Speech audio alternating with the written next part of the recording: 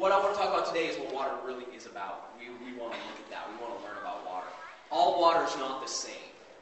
I think the people in this room understand that. There's a lot of people who don't understand that, and they think water is water. So the water that comes out of their tap is the same as the water that's in a bottle. It's the same that comes out of the spring. The same as comes out of the clouds. And to them, water is just water. Well, water is not just water, because water is H2O with stuff dissolved in it. And that makes all the difference. Does that make sense? Yes. That does make sense. So for 3 years I've been going to Springs. Why? Because I met David Wolf, and I met some of the crazy wool poncho wearing mystics who hang with that guy. And they kind of just told me about that. I went up to David, right? I was like a kid, and I was like, David, I was like, what's the best water filter? People ask me that all day long. Can you imagine how many emails I get? People asking me, what's the best water filter? And he was like, oh, you're probably not going to find a good water filter. Don't even go down that track. And I was like, what? I was totally confused. I went to some springs, and one guy told me to just start drinking water from springs. And then I was just like, okay, that's now the prime directive. That's my prime directive. Because here's what I figured out. Started to think about it. I'm really into food, right? I'm really into food. I'm really into herbs. And I know you guys find this food thing interesting, and I know you find the herb thing interesting. Remember yesterday we were talking about that we're really like in ecology. We're in ecology. But we're not like a mechanical thing. We're a water-based thing. So if we were going to look at a comparable ecology, we would probably look at something like an ocean or an aquarium. Like you're like an aquarium. But instead of glass, you're kind of made out of skin. That's what holds you in instead of glass. It's your aquarium. And inside you've got little fish floating around, hopefully not too many barnacles. So you got fish in there. Those are your cells. And that water is your blood and your lymph and your extracellular fluid. Now, if this is so obvious, if you have a fish tank, you got to have the 4 elements, right? So you get the light. That's the fire, right? The fish tank in the dark, not going to work, is it? Got to offer the fire, the light. You got to have air, right? So you got that oxygenator thing that pumps air into the tank, right? 4 elements, right? You got to have the solid stuff in there. What's at the bottom of the fish tank? All those earth elements, the substrate. But then you got to have that water, right? When you have an aquarium, the most important thing to monitor, is it the food that you feed the fish?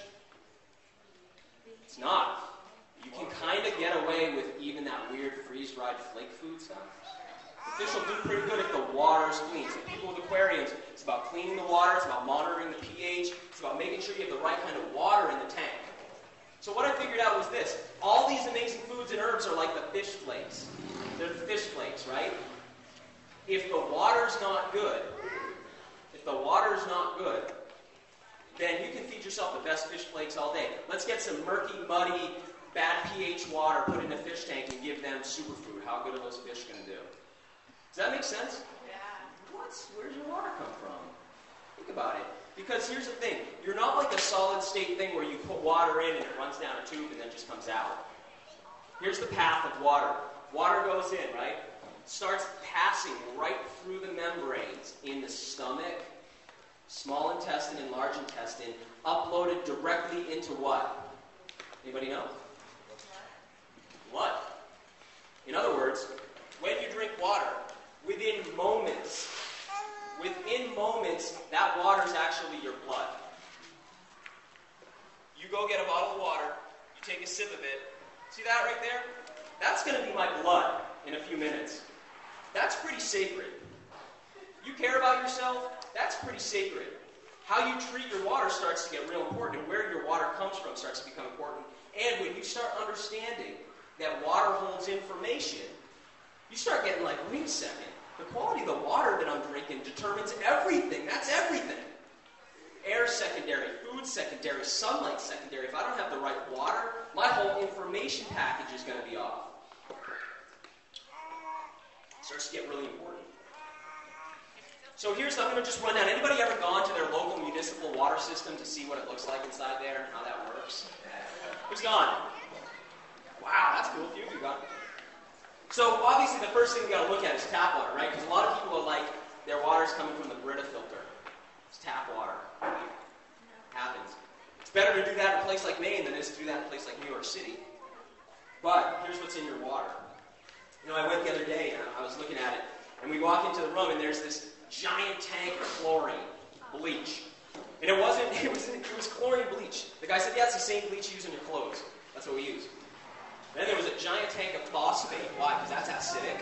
And there was a giant tank of alkali. It was lye, sodium hydroxide. That's an alkali. They use those two chemicals to modulate the pH, to get the pH right where they want it, and then they pump chlorine in to kill what? Bacteria. I understand that. I don't agree with it, but I understand that. That makes sense to me. If you're going to be pumping water out through hundreds of miles of pipes, and you can imagine too, like where the town you live in, when were those pipes put in, you think? How long ago do you think those pipes went in? 100 years ago? What kind of condition do you think those pipes are in?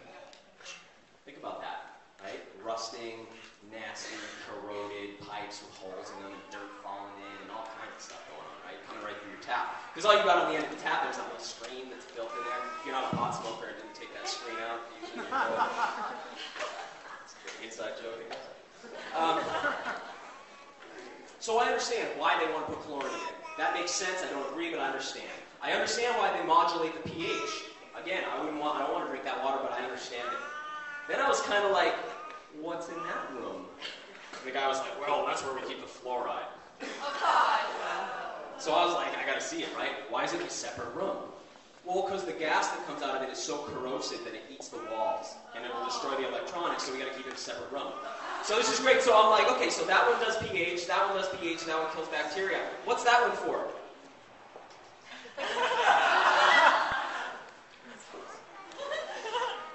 So I'm like, what's this tank for?